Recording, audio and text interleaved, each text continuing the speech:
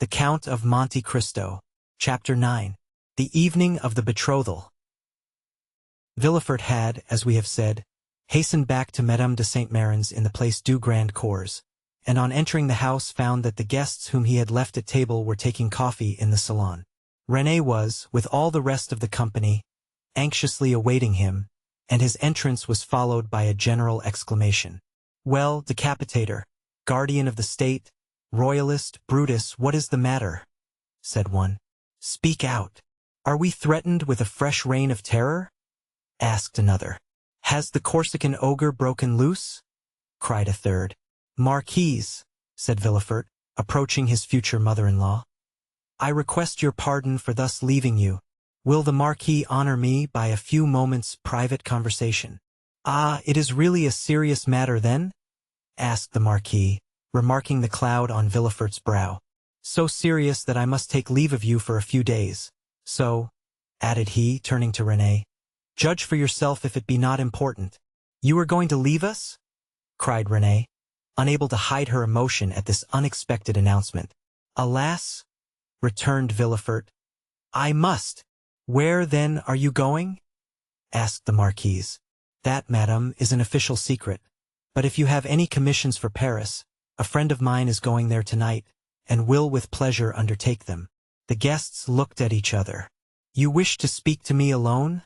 said the Marquis. "Yes. Let us go to the library, please." The Marquis took his arm, and they left the salon. "Well?" asked he, as soon as they were by themselves. "Tell me what it is?" "An affair of the greatest importance, that demands my immediate presence in Paris. Now, excuse the indiscretion, Marquis, but have you any landed property?" "All my fortune is in the funds. 700,000 or 800,000 francs. "Then sell out. Sell out, Marquis, or you will lose it all." "But how can I sell out here?" "You have a broker, have you not?" "Yes." "Then give me a letter to him, and tell him to sell out without an instant's delay. Perhaps even now I shall arrive too late." "The deuce you say," replied the Marquis.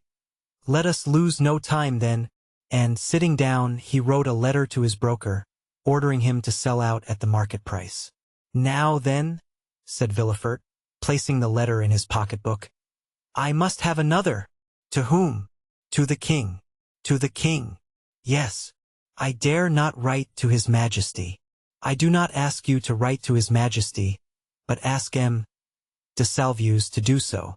I want a letter that will enable me to reach the king's presence without all the formalities of demanding an audience.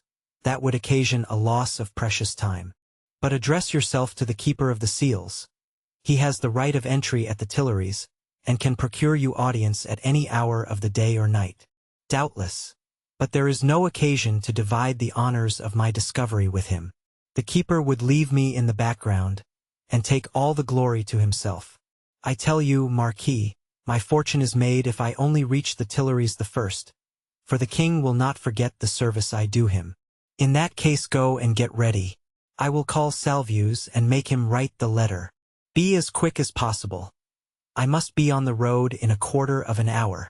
Tell your coachman to stop at the door. You will present my excuses to the Marquise and Mademoiselle René, whom I leave on such a day with great regret. You will find them both here, and can make your farewells in person. 1,000 thanks, and now for the letter." The Marquis rang. A servant entered. "Say to the Comte de Salvieux that I would like to see him." "Now then, go," said the Marquis. "I shall be gone only a few moments."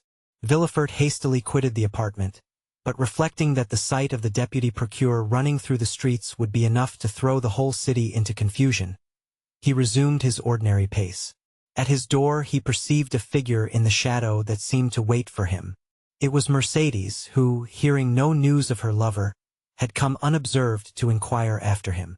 As Villefort drew near, she advanced and stood before him. Dantes had spoken of Mercédès, and Villefort instantly recognized her. Her beauty and high bearing surprised him, and when she inquired what had become of her lover, it seemed to him that she was the judge, and he the accused. "The young man you speak of," said Villefort abruptly, "is a great criminal, and I can do nothing for him, mademoiselle." Mercédès burst into tears, and, as Villefort strove to pass her, again addressed him. "But, at least, tell me where he is, that I may know whether he is alive or dead," said she. "I do not know. He is no longer in my hands," replied Villefort, and desirous of putting an end to the interview, he pushed by her and closed the door, as if to exclude the pain he felt. But remorse is not thus banished. Like Virgil's wounded hero, he carried the arrow in his wound, and, arrived at the salon, Villefort uttered a sigh that was almost a sob, and sank into a chair. Then the first pangs of an unending torture seized upon his heart. The man he sacrificed to his ambition, that innocent victim immolated on the altar of his father's faults, appeared to him pale and threatening, leading his affianced bride by the hand, and bringing with him remorse, not such as the ancients figured, furious and terrible, but that slow and consuming agony whose pangs are intensified from hour to hour up to the very moment of death. Then he had a moment's hesitation. He had frequently called for capital punishment on criminals, and owing to his irresistible eloquence they had been condemned, and yet the slightest shadow of remorse had never clouded Villefort's brow, because they were guilty. At least, he believed so. But here was an innocent man whose happiness he had destroyed. In this case he was not the judge, but the executioner.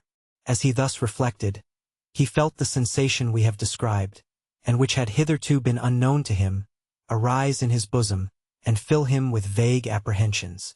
It is thus that a wounded man trembles instinctively at the approach of the finger to his wound until it be healed, but Villefort's was one of those that never close, or if they do, only close to reopen more agonizing than ever. If at this moment the sweet voice of Renée had sounded in his ears pleading for mercy, or the fair Mercedes had entered and said, "In the name of God, I conjure you to restore me my affianced husband," his cold and trembling hands would have signed his release. But no voice broke the stillness of the chamber, and the door was opened only by Villefort's valet, who came to tell him that the traveling carriage was in readiness. Villefort rose, or rather sprang, from his chair, hastily opened one of the drawers of his desk, emptied all the gold it contained into his pocket, stood motionless an instant, his hand pressed to his head, muttered a few inarticulate sounds, and then, perceiving that his servant had placed his cloak on his shoulders, he sprang into the carriage, ordering the postilions to drive to M. de Saint Méran's. The hapless Dantes was doomed. As the Marquis had promised, Villefort found the Marquise and Renée in waiting. He started when he saw Renée, for he fancied she was again about to plead for Dantes. Alas, her emotions were wholly personal. She was thinking only of Villefort's departure. She loved Villefort, and he left her at the moment he was about to become her husband. Villefort knew not when he should return, and Renée, far from pleading for Dantes, hated the man whose crime separated her from her lover.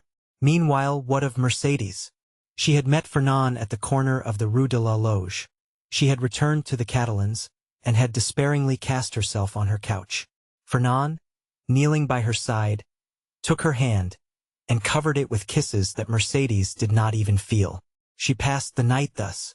The lamp went out for want of oil, but she paid no heed to the darkness, and dawn came, but she knew not that it was day. Grief had made her blind to all but one object. That was Edmond. "Ah, you are there," said she at length, turning towards Fernand. "I have not quitted you since yesterday," returned Fernand sorrowfully. M. Morel had not readily given up the fight. He had learned that Dantes had been taken to prison, and he had gone to all his friends, and the influential persons of the city, but the report was already in circulation that Dantes was arrested as a Bonapartist agent, and as the most sanguine looked upon any attempt of Napoleon to remount the throne as impossible, he met with nothing but refusal, and had returned home in despair, declaring that the matter was serious and that nothing more could be done. Catullus was equally restless and uneasy, but instead of seeking, like M. Morel, to aid Dantes, he had shut himself up with 2 bottles of black currant brandy, in the hope of drowning reflection. But he did not succeed, and became too intoxicated to fetch any more drink, and yet not so intoxicated as to forget what had happened. With his elbows on the table he sat between the 2 empty bottles, while spectres danced in the light of the unsnuffed candle. Spectres such as Hoffmann strews over his punch-drenched pages, like black, fantastic dust. Danglars alone was content and joyous. He had got rid of an enemy and made his own situation on the Pharaon secure. Danglars was one of those men born with a pen behind the ear and an inkstand in place of a heart. Everything with him was multiplication or subtraction. The life of a man was to him of far less value than a numeral, especially when, by taking it away, he could increase the sum total of his own desires. He went to bed at his usual hour and slept in peace. Villefort, after having received M. de Salvieux's letter, embraced Renée, kissed the Marquise's hand, and shaken that of the Marquis, started for Paris along the Aix road. Old Dantès was dying with anxiety to know what had become of Edmond. But we know very well what had become of Edmond.